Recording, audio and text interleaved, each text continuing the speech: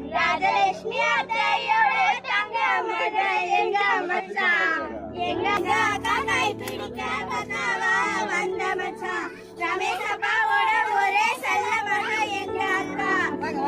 வாழையடி வாழையாக உங்க குணங்க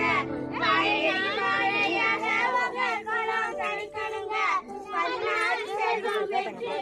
வாழ்வு வாழணுங்க